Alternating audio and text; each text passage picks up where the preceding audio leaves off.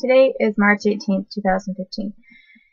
And I'm going to go ahead. I made a couple of clips earlier explaining why I dyed my hair and some other things that have been going on regarding court. And I did some of that for my own protection, and I can just briefly say why I dyed my hair is because this is a permanent hair dye, and it's black. So I actually probably need another bottle of it because the doesn't cover very well, and I have a ton of hair. But I didn't cover an entire section in the back just because if anyone questioned, like if I was trying to hide drugs or something like that, I'm not.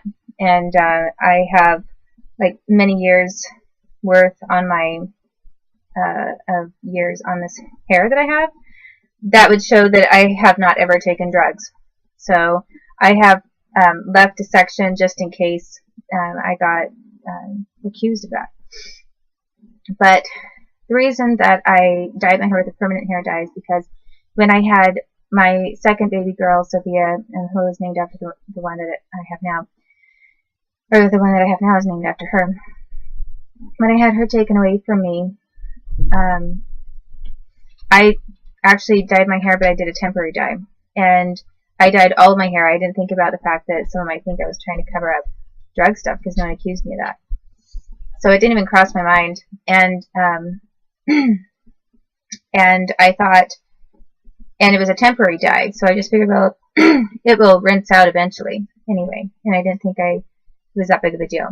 So this time I did permanent so that I would remember, because because the government actually here in this county, they forced me to go to a couple of different mental places, and I was electrocuted. They were doing electroshock. I was given massive doses of drugs. I was electrocuted and given so many drugs that I basically forgot about all of these things that were done to me. And it was the government's way to shut me up.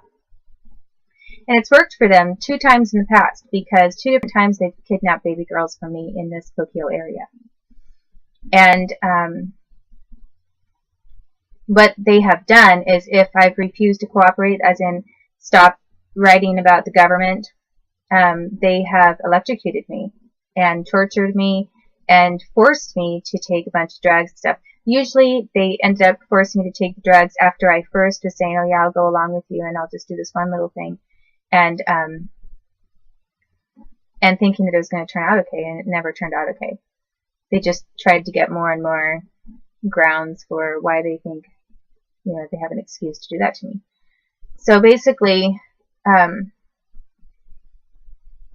if I wasn't agreeing to do their quote-unquote services or shut up about what the government has done to me, which is really horrendous crimes, then what their choice has been to electrocute me, as in electroshock, and they do that in Oregon.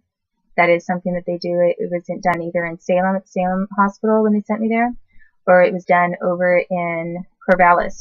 But they do have hospitals that do that kind of thing. They have bathtubs, even, where they do electroshock from the bathtub. And I was put in both electroshock situations in a bathtub. And they called it like some kind of thermal stimulation thing. And I was also electrocuted with electroshock from a bed, where they strapped me down and they electrocuted me. And they did several rounds of massive drugs, Haldol, anything that they could to disorient me and screw up my brain.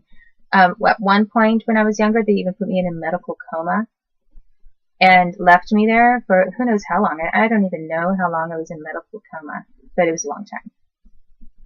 And so they've done several different things to me to try to shut me up, which is why I know how this court process works already. And some of the things that I've tweeted about are things that I know about because I've already been through that. So now I'm older. They did those things to me when I was under my parents' guardianship. And they felt that they could get away with more because I was a kid. I wasn't an independent adult who was basically not in the guardianship of her mom and dad. And so in the past, they were able to do a lot more things. And I'm sure that some of it was possibly by pressuring my parents or by a Bob and Dixie, one way or the other. And it's also possible that one of the Bobs and Dixies just, didn't even care, like if that happened to me or not. But that's what they've done in the past, and because they did it so brutally, it's why I haven't. Sometimes it did surface, and I would talk about it or try to do research on it, and I'd have more bad things come up and happen to me. And so I'd have to put it to the side and focus on other stuff. And that's constantly what the government would do, is they'd throw me out of housing, create some kind of an incident where I had to for diverting my immediate attention and focus to a different disaster, so that I didn't have time to keep talking about the crimes that they committed against me. And some of these crimes were so bad that I did forget about it, and I was forced to repress it because they were torturing me if I didn't. And so they conditioned me on a huge, hardcore, deep level to do that. And when I dyed my hair temporarily, it was kind of a mistake, because my hair, eventually my hair was back to my same color. They started lying about everything that it was done to me. And because of my defense mechanism was to try to forget about it. It wasn't that I had a breakdown, because I never had a nervous breakdown. I was getting tortured and drugged. That's not a nervous breakdown. And, repressing memories is also not a sign of a nervous breakdown. Plenty of people repress memories of hideous things that have happened because they're so bad. There's no way you want to keep thinking about them. And but anyway, that combined with my hair turning back to its original color, it kind of looked like nothing had ever happened to me. But things did happen. This time I've dyed it permanently, so it's not going to go away. They know that, and so I just want to avoid that entire situation. I think the circumstances are slightly different now that I am an adult myself than they were in the past. But without spending more time, I have made a few other posts about about dyeing my hair and what this government has done and this court case and everything.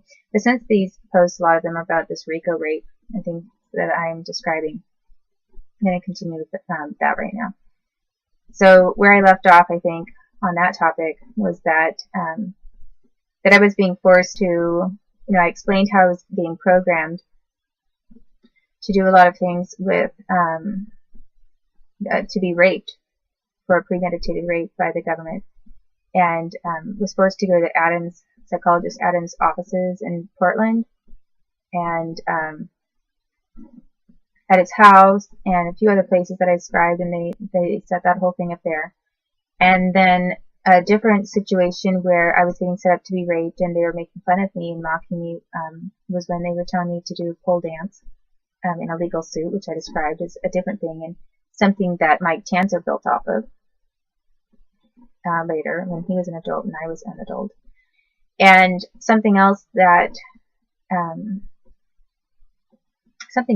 happened was I went to describe some of the programming that this Judge Gillespie did, because this judge who's overseeing this court case, he was also a government programmer, and he did a lot of things to me. And